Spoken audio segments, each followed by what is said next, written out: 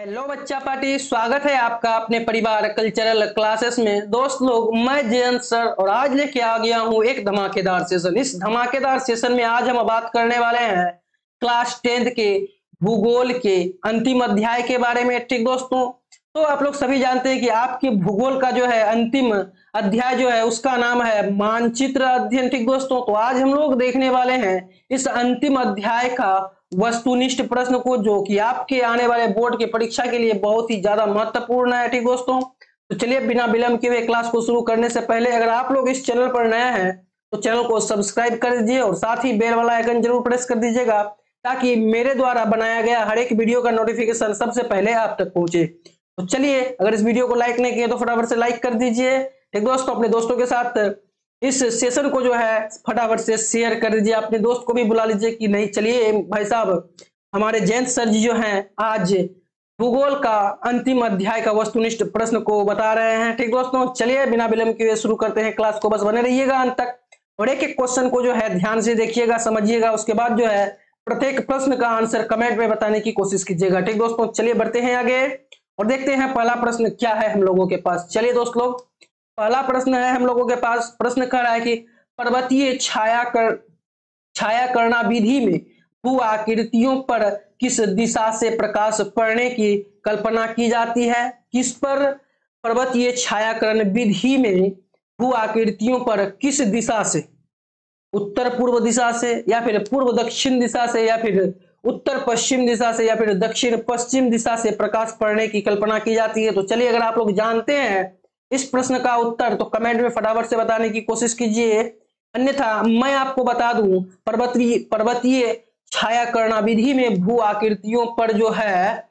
उत्तर पश्चिमी दिशा से प्रकाश पड़ने की कल्पना की जाती है। कि कौन सा दिशा से? सी नंबर का विकल्प, उत्तर पश्चिम दिशा से। ठीक दोस्तों, समझ गए आप लोग यहाँ तक शानदार तरीके से। अगर कहीं भी दिक्कत हो, किसी भी जगह दिक्कत हो तो कमेंट में जरूर से बताइएगा, कमेंट बॉक्स आप ही के लिए है। ठीक ना, चलिए समझ गए आप लोग यहाँ तक।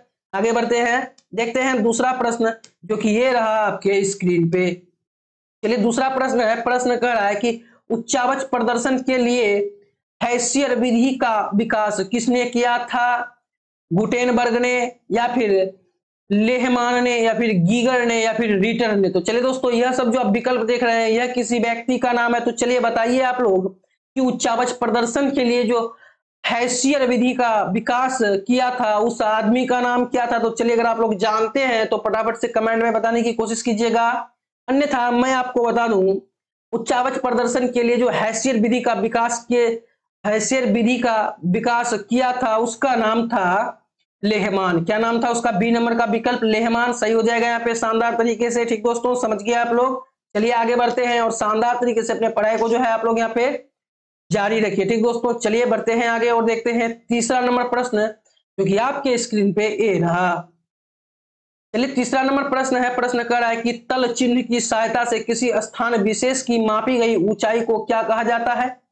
ठीक दोस्तों, स्थानिक ऊंचाई, विशेष ऊंचाई, समोच्च रेखा या फिर त्रिकोणमितीय स्टेशन? तो चलिए दोस्तों, अगर आप लोग जानते हैं कि तल चिन्ह की सहायता से किसी स्थान विशेष की मापी गई ऊंचाई को क्या कहा जाता है, अगर आप लोग जानते हैं तो फटाफट से इसका आंसर कमेंट में बताने की कोशिश कीजिए, क्योंकि कमेंट बॉक्स जो है आप ही के आंसर्स के लिए बना है। तो चलिए फटाफट से कमेंट में बताने की कोशिश कीजिए इसका आंसर, अन्यथा मैं आपको बता दूं कि तल चिन्ह की सहायता से किसी स्थान विशेष की मापी गई ऊंचाई को जो कहा जाता है वह स्थानीय ऊंचाई कहा जाता है। क्या कहा जाता है दोस्तों? स्थानीय ऊंचाई कहा जाता है। ठीक दोस्तों, समझ गए आप लोग यहाँ तक शानदार तरीके से। चलिए, इस शानदार तरीके को बरकरार रखते हुए बढ़ते हैं आगे और मिलते हैं 4 नंबर प्रश्न के साथ जो कि आपके स्क्रीन पे ए रहा। चलिए, 4 नंबर का प्रश्न है, प्रश्न कर रहा है कि अस्तर रजन विधि के अंतर्गत मानचित्रों में नीले रंग के किस भाग को दिखाया जाता है? प्रश्न क्या है, फिर से हम समझने की प्रयास करते हैं कि अस्तर रंजन विधि के अंतर्गत मानचित्रों में नीले रंग से किस भाग को दिखाया जाता है? पर्वत को, पठार को, मैदान को, जल को? तो दोस्तों, आप लोग सभी जानते हैं कि हमारा जो अस्तर है यहाँ पर जो है नीले रंग यानी कि किसका होता है? जल का होता है। ठीक दोस्तों, याद रखिएगा, यानी कि जल को दर्शाया जाता है मानचित्र में नीले रंग से। ठीक दोस्तों, समझ गए आप लोग यहाँ तक 4 नंबर के प्रश्न को। कहीं भी दिक्कत हो, किसी भी जगह दिक्कत हो तो कमेंट में जरूर बताइएगा। आपके द्वारा पूछा गया हर एक प्रश्न का उत्तर जयंत सर द्वारा आपको मिल जाएगा। ठीक दोस्तों, इसलिए टेंशन नहीं लेना है। तो चलिए क्लास को आगे बढ़ाते हैं, यानी कि प्रश्न को आगे बढ़ाते हैं। देखते हैं 5 नंबर प्रश्न, जो कि आपके आने वाले बोर्ड की परीक्षा के लिए बहुत ही ज्यादा महत्वपूर्ण है। इसलिए आप लोग जो है शानदार तरीके से और धैर्यपूर्वक एक एक प्रश्न को देखिए। कॉपी में लिखना चाहते हैं तो कॉपी में लिख सकते हैं, या फिर स्क्रीनशॉट करना चाहते हैं तो कर सकते हैं। अन्यथा जो है अगर आप लोग ये सब नहीं कर सकते तो टेंशन नहीं लेना है। आपको हर तरह की सुविधा देने की प्रयास किया है इस कल्चरल क्लासेस से। ठीक ना, तो चलिए सुविधा यही है कि ये जो पीडीएफ है आपको नीचे डिस्क्रिप्शन बॉक्स में मैं दे दूंगा। ठीक ना, वहां से आप लोग शानदार तरीके से जो है क्या कीजिएगा, वो पीडीएफ को जो है डाउनलोड कर लीजिएगा और शानदार तरीके से अपने पढ़ाई को जो है जारी रखिएगा। आप कॉपी पे लिखना है लिख लीजिएगा, अन्यथा आपको पीडीएफ निकालना है कैफे से तो पीडीएफ भी निकाल सकते हैं और पढ़ाई जारी रख सकते हैं। ठीक दोस्तों, समझ गए आप लोग यहाँ तक 4 नंबर के प्रश्न को। तो चलिए आगे बढ़ते हैं, मिलते हैं 5 नंबर प्रश्न के साथ, जो कि आपके स्क्रीन पे ए रहा। चलिए 5 नंबर का प्रश्न कह रहा है, ये पढ़ते हैं प्रश्न को कि जब समोच्च रेखाएं सन केंद्रीय वृत्ताकार हो जिसके बीच की समोच्च रेखा अधिक ऊंचाई प्रदर्शित करती हो, तब इससे किस प्रकार की भू आकृति का अनुमान लगाया जाता है? पहाड़ का, पठार का, मैदान का या फिर झील का? तो चलिए दोस्तों आपको बता दें इसका जो आंसर हो जाएगा, यानी कि जब समोच्च रेखाएं संकेंद्रीय वृत्ताकार हो जिनके बीच की समोच्च रेखा अधिक ऊंचाई प्रदर्शित करती हो, तब इससे जो है पहाड़ की जो है भू आकृति अनुमान लगाया जाता है। किसकी? पहाड़ की। ठीक दोस्तों, समझ गए आप लोग 5 नंबर के प्रश्न को। कहीं दिक्कत नहीं होना चाहिए मेरे ख्याल से। अगर दिक्कत हो तो कमेंट में बता सकते हैं। ठीक ना, कोई दिक्कत नहीं है, अब बेझिझक प्रश्न पूछ सकते हैं। ठीक, चलिए आगे बढ़ते हैं, देखते हैं 6 नंबर का प्रश्न, जो कि आपके स्क्रीन पे ए रहा। चलिए 6 नंबर का प्रश्न है, प्रश्न कर रहा है कि प्राकृतिक मानचित्र में मरुभूमि को किस रंग से प्रदर्शित किया जाता है? देखिए प्राकृतिक मानचित्र में जो है मरुभूमि को, यानी कि जहां का भूमि मरुस्थल है, जहां पे घास वगैरह सब नहीं उगता है, हरे पेड़ पौधे नहीं, उस जगह को मरुस्थल कहा जाता है। ठीक ना, तो बताइए मरुभूमि को किस रंग से प्रदर्शित किया गया है इस प्राकृतिक मानचित्र में? लाल, पीला, नीला या फिर हरा? तो चलिए दोस्तों, अगर आप लोग जानते हैं इस प्रश्न का आंसर तो कमेंट में फटाफट से बताने की कोशिश कीजिए। अन्यथा मैं आपको बता दूं कि प्राकृतिक मानचित्र में मरुस्थल को जो है पीला रंग से प्रदर्शित किया गया है। किस रंग से दोस्तों? पीला रंग से। ठीक ना, समझिए आप लोग यहाँ तक 6 नंबर के प्रश्न को। चलिए आगे बढ़ते हैं और देखते हैं 7 नंबर का प्रश्न, जो कि आपके स्क्रीन पे ए रहा। चलिए 7 नंबर का प्रश्न है, प्रश्न बहुत ही प्यारा है। प्रश्न कह रहा है कि किस स्थलाकृति को प्रदर्शित करने के लिए कंटूर रेखाओं द्वारा गोल या चौकर आकृति बनाई जाती है तथा उनके बीच में दूर तक खाली जगह छोड़ी जाती है? पहाड़, पठार, जलप्रपात या फिर नदी, घाटी? तो चलिए दोस्तों इसका जो आंसर हो जाएगा वह पठार हो जाएगा। ठीक दोस्तों, समझ गए आप लोग 7 नंबर के प्रश्न का उत्तर क्या हो जाएगा? पठार। बी नंबर का विकल्प यहाँ पे सही हो जाएगा शानदार तरीके से। ठीक ना, समझ गए आप लोग यहाँ तक 7 नंबर के प्रश्न को। कहीं भी दिक्कत हो तो कमेंट में बता सकते हैं बेझिझक। ठीक ना, चलिए आगे बढ़ते हैं, अब देखते हैं 8 नंबर के प्रश्न को, जो कि आपके स्क्रीन पे ए रहा। चलिए 8 नंबर का प्रश्न है, प्रश्न कह रहा है कि उच्चावच प्रदर्शित करने के लिए हैस्यूर विधि का विकास किस विद्वान ने किया था? तो दोस्तों हम लोग कुछ क्षण पहले इस जो है प्रश्न का चर्चा कर चुके हैं। तो उच्चावच प्रदर्शित करने के लिए जो है उस विद्वान का नाम था लेहमान। क्या नाम था दोस्तों? ए नंबर का विकल्प लेहमान नाम था। ठीक दोस्तों, समझ गए आप लोग यहाँ तक 8 नंबर के प्रश्न को। चलिए आगे बढ़ते हैं, देखते हैं 9 नंबर का प्रश्न, तो क्या आपके स्क्रीन पे ए रहा। चलिए 9 नंबर का प्रश्न है, प्रश्न करा है कि अस्तर रंजन विधि के अंतर्गत, इसके अंतर्गत अस्तर रंजन विधि के अंतर्गत नीले रंग से किस स्थलाकृति को दिखाया गया है? पहाड़, पठार, मैदान या फिर जलीय भाग? तो दोस्तों आप लोग सभी जानते हैं कि नीले रंग से जो दर्शाया जाता है स्थलाकृति को, वह जलीय भाग दर्शाया जाता है। ठीक दोस्तों, समझ गए आप लोग यहाँ तक। यानी कि यह कहावत है कि अंतरिक्ष से जब पृथ्वी की ओर देखा जाता है तो जहां पर जल की मात्रा अधिक होती है तो वहां पर किस नीले से मतलब किस रंग प्रदर्शित होता है? वहां पे कौन सा रंग प्रदर्शित होता है? तो नीला रंग प्रदर्शित होता है। ठीक दोस्तों, समझ गए आप लोग यहाँ तक 9 नंबर के प्रश्न को। अगर कहीं भी दिक्कत हो तो कमेंट में बता सकते हैं। आपके द्वारा हर एक पूछा गया प्रश्न का आंसर जयंत सर द्वारा बताया जाएगा शानदार तरीके से। ठीक दोस्तों, समझ गए आप लोग यहाँ तक 9 नंबर के प्रश्न को। तो चलिए आगे बढ़ते हैं, मिलते हैं 10 नंबर के प्रश्न के साथ, जो कि आपके स्क्रीन पे ए रहा। चलिए 10 नंबर का प्रश्न है। प्रश्न कह रहा है कि पृथ्वी पर पाए जाने वाली भू आकृतियों में इनमें से क्या नहीं होता है। दोस्तों, पृथ्वी पर पाई जाने वाली भू आकृतियों में इनमें से क्या नहीं होती है? लंबाई, चौड़ाई, मोटाई या फिर गहराई। तो चलिए दोस्तों, अगर आप लोग जानते हैं इसका आंसर तो फटाफट से कमेंट में बताने की कोशिश कीजिए, अन्यथा मैं आपको बता दूं कि पृथ्वी पर पाए जाने वाली भू आकृतियों में जो है चौड़ाई नहीं पाई जाती है। क्या नहीं पाई जाती है दोस्तों? चौड़ाई नहीं पाई जाती है। यह इसका आंसर गलत है। यह जो नहीं पाई जाती है वह गहराई नहीं पाई जाती है। ठीक दोस्तों, समझ गए आप लोग? क्या नहीं पाई जाती है? गहराई नहीं पाई जाती है। ठीक, यानी कि पृथ्वी पर पाई जाने वाले भू आकृति जितना भी है उसमें गहराई नहीं होती है। ठीक दोस्तों, समझ गए आप लोग? यहाँ तक 10 नंबर के प्रश्न को अगर कहीं भी दिक्कत हो तो कमेंट में बेझिझक बता सकते हैं कि सर यहाँ नहीं समझे, वहां नहीं समझे। आप फिर से बताने की कोशिश कीजिए, तो आपको जो है आपके द्वारा पूछा हुआ प्रश्न का हर एक प्रश्न का उत्तर आपको दिया जाएगा। ठीक ना, टेंशन नहीं लेना, इसलिए बेझिझक प्रश्न पूछिए। ठीक ना, तो चलिए आगे बढ़ते हैं, मिलते हैं 11 नंबर प्रश्न के साथ, जो कि आपकी स्क्रीन पे ये रहा। चलिए 11 नंबर का प्रश्न है। प्रश्न कह रहा है कि हैस्यूर विधि में अधिक ढालुओं भाग कैसा दिखता है। तो दोस्तों, हैस्यूर विधि में जो है अधिक ढालुओं भाग वह जो दिखता है वह कैसा दिखता है? सफेद, काला, नीला, पीला। तो अगर आप लोग जानते हैं इस प्रश्न का उत्तर तो फटाफट से कमेंट में बताने की कोशिश कीजिए इसका उत्तर, अन्यथा मैं आपको जो है इसका उत्तर अभी बताऊंगा। यानी कि हैस्यूर विधि में अधिक ढालुओं भाग जो दिखता है वह काला दिखता है। ठीक दोस्तों, समझ गए आप लोग यहाँ तक 11 नंबर के प्रश्न को? चलिए आगे बढ़ते हैं, मिलते हैं 12 नंबर प्रश्न के साथ, जो कि आपके स्क्रीन पे ये रहा। चलिए 12 नंबर का प्रश्न है। प्रश्न कह रहा है भैया कि अस्तर रंजन विधि के अंतर्गत हल्के कत्थई रंग से किस स्थलाकृति को दिखाया जाता है। तो दोस्तों, आपका ऑप्शन है पर्वत, पठार, मैदान या फिर गुफा। तो चलिए दोस्तों, अगर आप लोग जानते हैं कि अस्तर रंजन विधि के अंतर्गत हल्के कत्थई रंग से किस स्थलाकृति को दिखाया जाता है, तो अगर आप लोग जानते हैं इसका आंसर तो कमेंट में फटाफट से बताइए, अन्यथा मैं आपको बताऊंगा कि इसका आंसर क्या हो जाएगा। तो चलिए दोस्तों, यानी कि पर्वत को जो है अस्तर रंजन विधि के अंतर्गत हल्के कत्थई रंग से स्थलाकृत दिखाया जाता है। ठीक दोस्तों, समझ गए आप लोग? यहाँ तक शानदार तरीके से पर्वत हो जाएगा इसका आंसर। चलिए आगे बढ़ते हैं, देखते हैं 13 नंबर का प्रश्न, जो कि आपके स्क्रीन पे ये रहा। चलिए 13 नंबर का प्रश्न है। प्रश्न कह रहा है कि अस्तर रंजन विधि द्वारा बर्फीले क्षेत्र को किस रंग से दिखाया जाता है? पीला, सफेद, नीला, हरा। तो चलिए दोस्तों, सफेद रंग से। कौन सा रंग से? सफेद रंग से जो है आपका अस्तर रंजन विधि के द्वारा बर्फीले क्षेत्र को दिखाया जाता है। ठीक दोस्तों, समझ गए आप लोग? यहाँ तक शानदार तरीके से 13 नंबर के प्रश्न को समझ गए यहाँ तक? कोई दिक्कत हो तो कमेंट में जरूर से बताइएगा। चलिए आगे बढ़ते हैं, मिलते हैं 14 नंबर प्रश्न के साथ, जो कि आपके स्क्रीन पे ये रहा।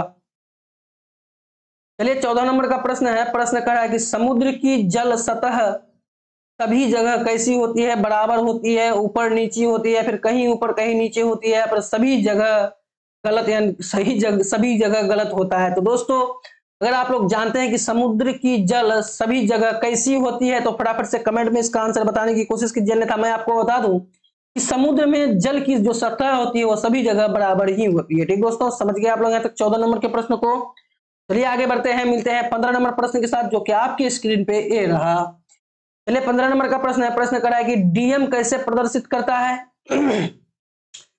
सॉरी, डीएम नहीं है यहाँ पे, बीएम किसे प्रदर्शित करता है? तो दोस्तों, बीएम जो प्रदर्शित करता है, किसको प्रदर्शित करता है? आपका ऑप्शन है स्थानीय ऊंचाई, बी नंबर में ऑप्शन है आपका तिल चिन्ह, सी नंबर में ऑप्शन है आपका स्टॉप हाइट, और डी नंबर पे आपका ऑप्शन है समोच्च रेखा। तो चलिए दोस्तों, अगर आप लोग जानते हैं इस प्रश्न का आंसर तो कमेंट में फटाफट से बताने की कोशिश कीजिए, अन्यथा मैं आपको बता दूं कि बीएम जो प्रदर्शित करता है वह तल चिन्ह को प्रदर्शित करता है। ठीक दोस्तों, समझ गए आप लोग यहाँ तक 15 नंबर के प्रश्न को? कहीं भी दिक्कत हो तो जरूर से कमेंट में बताइएगा।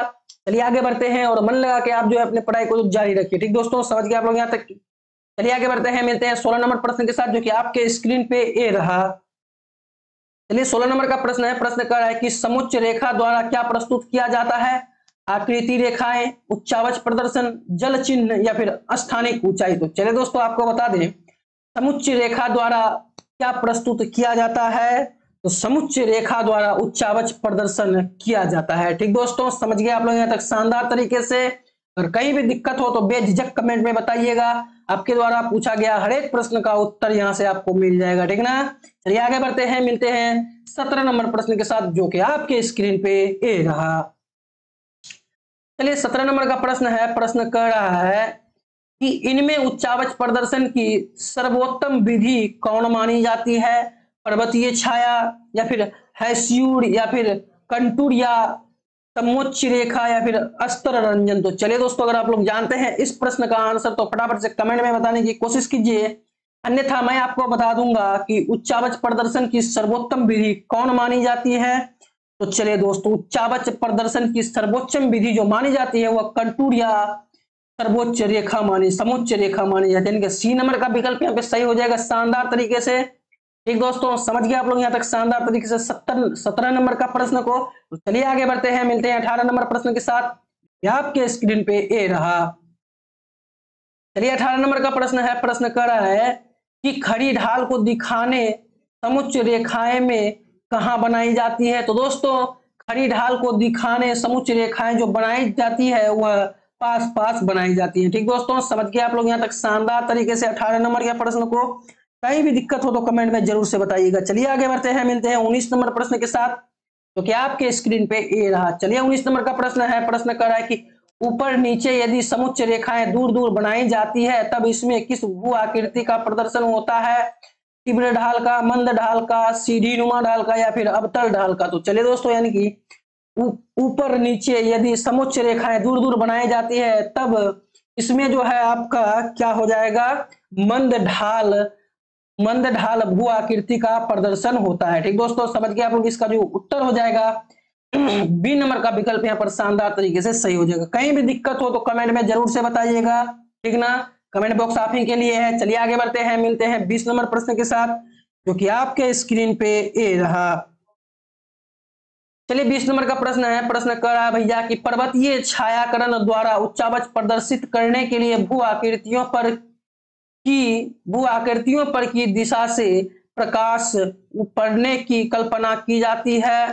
ठीक, देखिए प्रश्न हमारा यही है कि पर्वतीय छायाकरण द्वारा उच्चावच प्रदर्शित करने के लिए भू आकृतियों पर किस दिशा से प्रकाश पड़ने की कल्पना की जाती है? उत्तर पश्चिम, उत्तर पूर्व, दक्षिण पश्चिम, या फिर दक्षिण पूर्व। तो चलिए दोस्तों, अगर आप लोग जानते हैं इस प्रश्न का आंसर तो फटाफट से कमेंट में बताने की कोशिश कीजिए, अन्यथा मैं आपको बता दूं कि पर्वतीय छायाकरण द्वारा उच्चावच प्रदर्शित करने के लिए भू आकृतियों पर जो है दक्षिण पश्चिमी दिशा से प्रकाश पड़ने की कल्पना की जाती है। ठीक दोस्तों, ए नंबर का विकल्प उत्तर पश्चिम दिशा से। ठीक, समझ गए आप लोग यहाँ तक 20 नंबर के प्रश्न को। कहीं भी दिक्कत हो, किसी भी जगह दिक्कत हो तो कमेंट में जरूर से बताइएगा, ठीक ना। आपको कैसा लगा क्लास कमेंट में जरूर बताइएगा। चलिए आगे बढ़ते हैं, मिलते हैं 21 नंबर प्रश्न के साथ, जो कि आपके स्क्रीन पे ये रहा। चलिए 21 नंबर का प्रश्न है, प्रश्न कह रहा है भैया कि पर्वतीय देशों के उच्चावच को किस विधि द्वारा प्रभावशाली ढंग से दिखाया जाना अच्छा होता है? तल चिन्ह द्वारा, स्थानिक ऊंचाई द्वारा, पर्वतीय छायाकरण द्वारा, या फिर हैस्यूर द्वारा। तो चलिए दोस्तों, अगर आप लोग जानते हैं इस प्रश्न का आंसर तो कमेंट में फटाफट से बताने की कोशिश कीजिए, अन्यथा मैं आपको बता दूंगा कि इसका आंसर जो हो जाएगा, यानी कि पर्वतीय देशों के उच्चावच को जो है पर्वतीय छायाकरण विधि द्वारा प्रभावशाली ढंग से दिखाया जाना अच्छा होता है। सी नंबर का विकल्प पर्वतीय छायाकरण। ठीक दोस्तों, समझ गए आप लोग, इसका आंसर हो जाएगा सी नंबर का विकल्प पर्वतीय छायाकरण। ठीक दोस्तों, समझ गए आप लोग। तो चलिए आगे बढ़ते हैं, मिलते हैं 22 नंबर प्रश्न के साथ, जो कि आपके स्क्रीन पे ये रहा।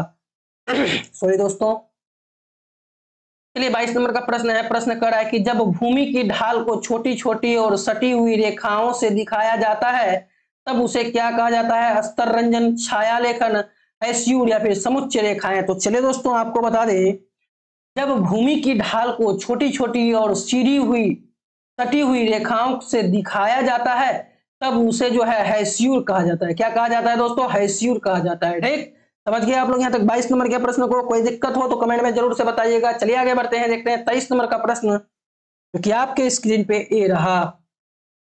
चलिए 23 नंबर का प्रश्न बहुत ही प्यारा प्रश्न है, प्रश्न कर रहा है कि आकार की समुच्च रेखाएं किस स्थलाकृति के प्रदर्शन के लिए खींची जाती है?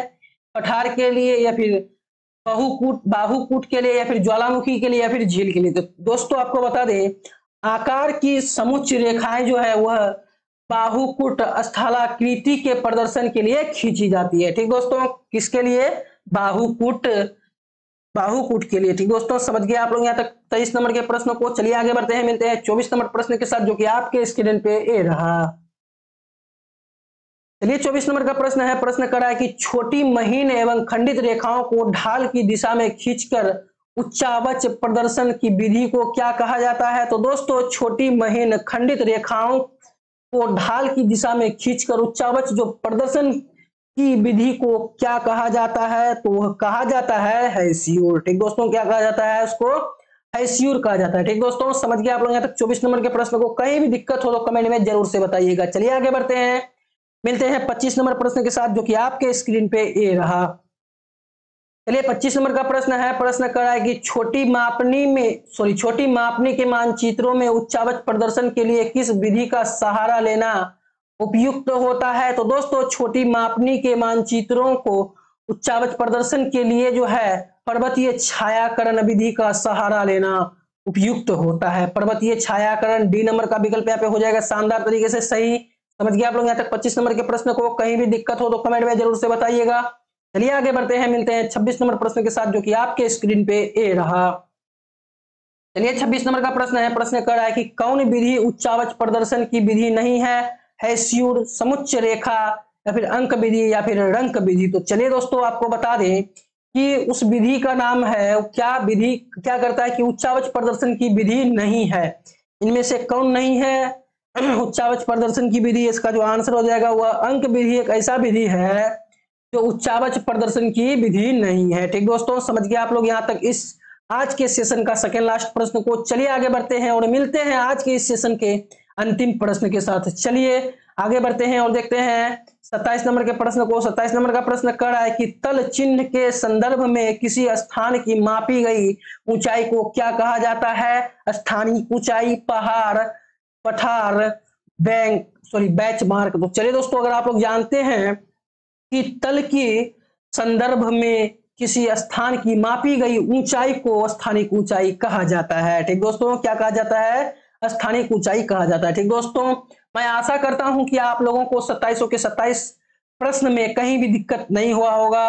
अगर दिक्कत हुआ है साइड से तो आप कमेंट में बेझिझक बताइएगा। आपके द्वारा पूछा गया हर एक प्रश्न का आंसर जो है जयंत सर आपको दे देगा शानदार तरीके से, इसलिए टेंशन नहीं लेना है। और शानदार तरीके से पीडीएफ को डिस्क्रिप्शन बॉक्स में डाउनलोड करना है, ठीक, और शानदार तरीके से अपने पढ़ाई को जो है जारी रखना है। ठीक दोस्तों, तो चलिए 27 के 27 प्रश्न में अगर आपको कहीं भी दिक्कत हो उत्तर ढूंढने में तो टेंशन नहीं लेना है। यहाँ पे देखिए शानदार तरीके से एक एक प्रश्न का उत्तर दिया हुआ है। ठीक दोस्तों, समझ गए आप लोग यहाँ तक शानदार तरीके से। तो चलिए, अगर आप लोग कल्चरल क्लासेस के इन सारे प्लेटफॉर्म से नहीं जुड़े, यानी कि वेबसाइट से नहीं जुड़े, प्लेटफॉर्म से नहीं जुड़े, तो जुड़ जाइए। शानदार तरीके से कल्चरल क्लासेस से ढेर सारे फायदा उठा सकते हैं। तो चलिए आज के क्लास को हम लोग यहीं पे समाप्त करने वाले हैं, ठीक ना। तो चलिए, अगर आप लोग यहाँ तक इस क्लास को देख चुके हैं, इस वीडियो को देख चुके हैं, तो इस वीडियो को कर दीजिए लाइक, ठीक ना, और इस वीडियो को अपने दोस्तों के साथ भी शेयर कर दीजिएगा।